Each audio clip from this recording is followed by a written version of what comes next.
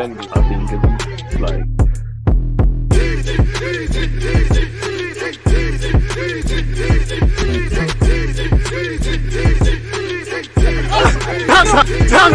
People deluded, I'm back again. Come on, Ian.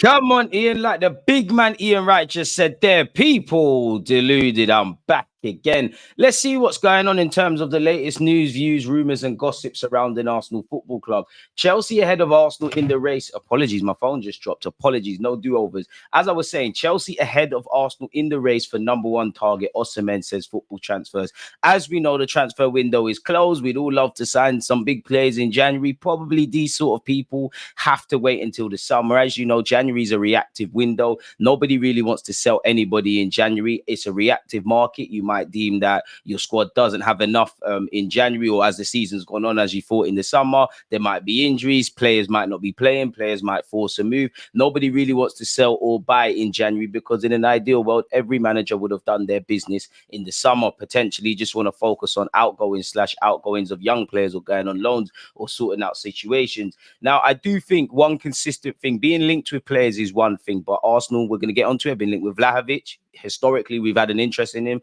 We've had an interest in Osimhen since he was 17. We've been linked with Ivan Toney and Ivan Ferguson. I think the one common point between them is that they're a striker. Obviously, Arsenal have not won the treble. We have not won the quadruple. We've not won the Premier League. You know, as much as I like what Arteta and Saka and all the players are doing and developing, we're hoping to do it. We haven't done it. And I'm not criticizing us. I'm just saying that to say this. You know, if we haven't done it, then there's obviously multiple areas we can improve. And I wouldn't go as far as saying we've got a complete squad or 11. But for want of better phrases and terms, smash the like button and subscribe, people, and let me know your thoughts. I think we're getting a complete squad. And again, I think there's many areas we can improve in, but in terms of how we'd assembled this squad, definitely in the last few years, there aren't too many gaping holes. You could make a case of another defender, you know, another centre half. You can make a case of another fullback, but I think if you was to whittle it down, I think most Arsenal fans would like someone that could compete with Bukayo Saka on the right hand side, maybe another central midfielder for everything we've got at the club, and potentially a striker that can get 20-30 league goals, turn some defeats into draws, some draws into victories, and ultimately get more points on the board. Go from being a team that's got 80 odd goals to 100 odd goals. And if we get Jesus firing and Ketia chips in, all the other players chip in, and you bring in someone of this ilk, then we're really laughing. Allegedly, Chelsea also want a striker. Apparently, they've held multiple conversations with Osimhen, who is their number one target for next summer, people. Scrolling all the way to Arsenal, apparently PSG, Man United and Chelsea have all been credited with an interest. Apparently, Football Transfers, meanwhile, exclusively revealed that Arsenal will seek to land the player next summer. You'd imagine, as a minimum, we need to get Champions League football and do what we did last year or better to make sure we've got the finances and to keep convincing players. Sources have indicated that there's a possibility that a deal may already have been agreed upon with the Star, hence the lack of effort made to bring in an elite striker during the summer when Chelsea settled for promising Nicholas Jackson. Arsenal have had meaningful contact with Napoli, but Chelsea are now the favourites to land Osimhen, who has 62 goals in 104 appearances for Napoli for next summer. Chelsea have inquired about Ivan Toney as an alternative as well, people, so we'll have to see, but it doesn't really say anything apart from, you know, Arsenal have allegedly contacted his agents. Contacting doesn't mean we're going to move. That means we're probably sounding out the player's willingness to move and actually what he'd seek in terms of a contract. We all know, you know, Victor Osimhen is going to cost a lot of money from Napoli. They're tough negotiators. The striker market is not really filled with evident great strikers. Like, you can't really, back in the days, you could list 20 odd strikers of various levels. You can't really do that now. Napoli did spend a lot of money buying him from Leo in the first place, really. And Leo, really and truly, they made 72 million on Pepe. That didn't work out. Obviously, Osimhen was sold for big money, made a tidy profit on Rafa Leao, if I can remember correctly. I stand corrected. Leo doing this. Obviously, they sold us Gabriel.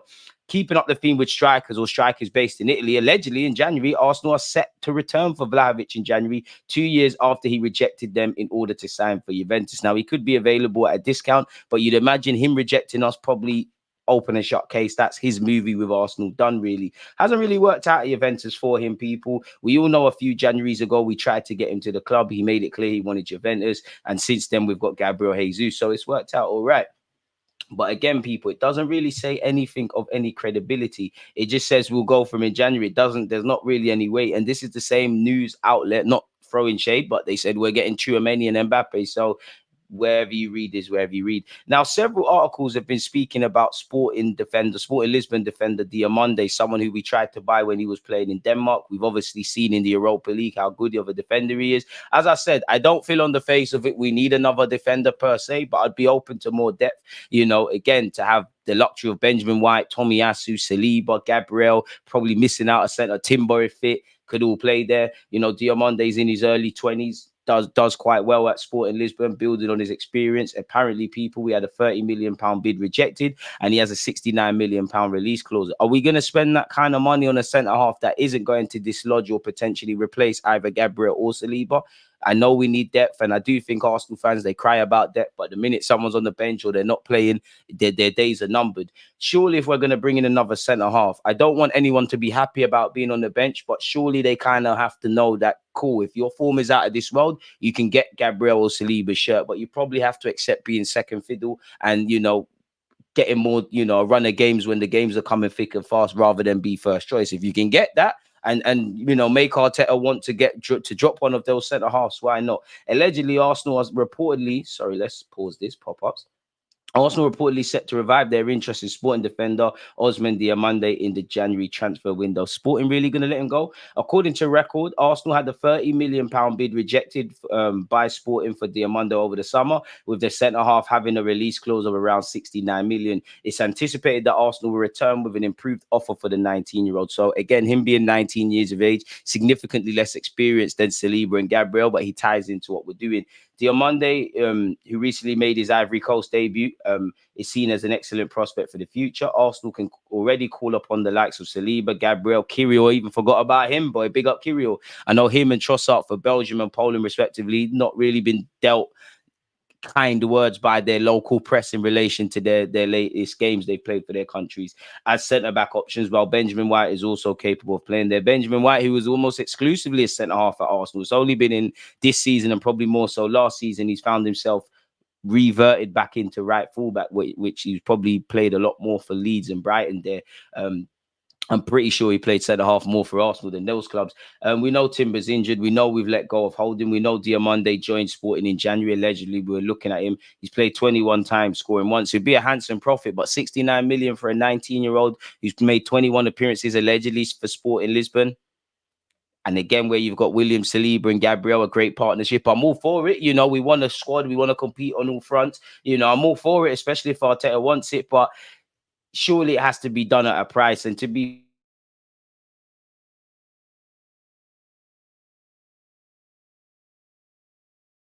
during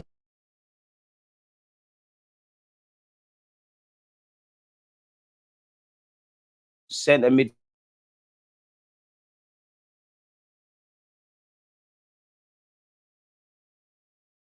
I think that's enough.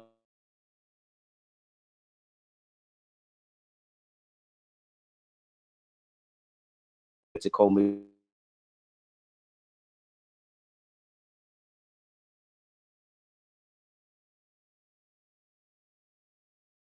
people. Arsenal, Aston Villa and Manchester City are all allegedly keen on him. Away from that, Declan Rice has won August Player of the Month.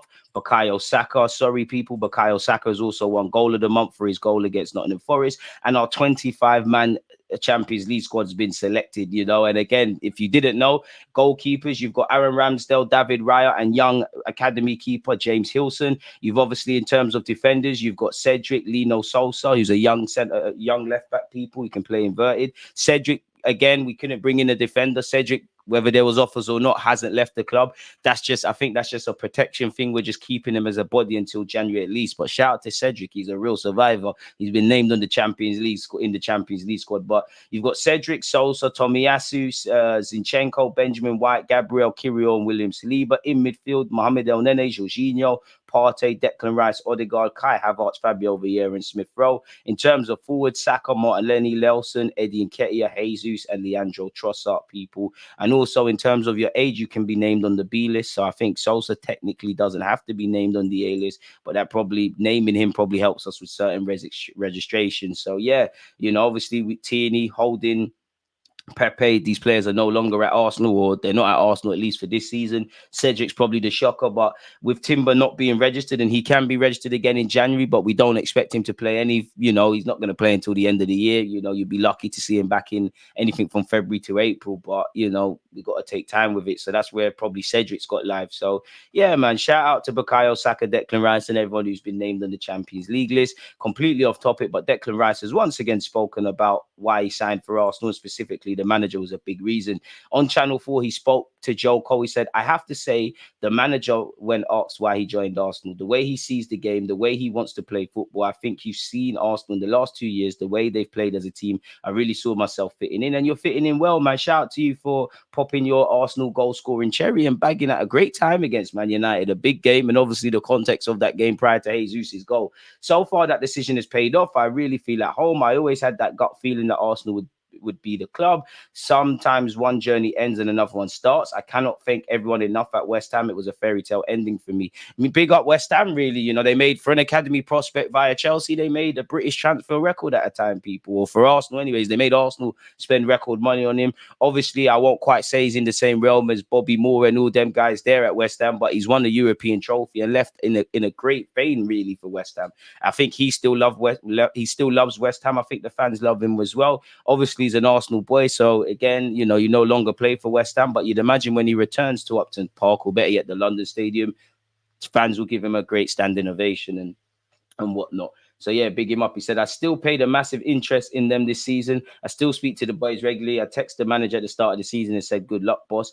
Obviously, he's going to be at Arsenal for a number of years, but towards the end of his career, you can't rule out returning to West Ham. I've always said the difference in the way I'm having to play, it's more advanced, much more forward thinking. Instead of sitting in a low block waiting for the counter attack, it's much more like winning the ball higher up the pitch and being more aggressive on that front. And we've seen that on occasion. Declan Rice is the finished product in terms of the number 6, but in terms of Arsenal, it's just about adding more layers and making him that multifunctional number 6, number 8. And actually, obviously he said we're winning the ball high up the field, and you're seeing Declan Rice in, I wouldn't quite say a different light, because you're seeing everything he does at West Ham, but in a different light in terms of what Arteta demands of him individually in his role, evidently how that ties into the collective. Instead of sitting at, already read that. I've always wanted to reach the top level and get every inch out of myself. Arsenal is where I see myself doing the best. So big up Declan Rice on that. Let me know your thoughts on everything we've discussed. Smash the like button, comment, subscribe, and all that good stuff. As usual, thank you very much for tuning in to my regular supporters. If you're new here, make sure you're subscribing. Once again, smash the like button. And most importantly, let me know your thoughts on everything we've discussed, people, via the comment section. In fact, most importantly, I hope you and your loved ones are in great health, and long may that continue. One love for tuning in. I'm out.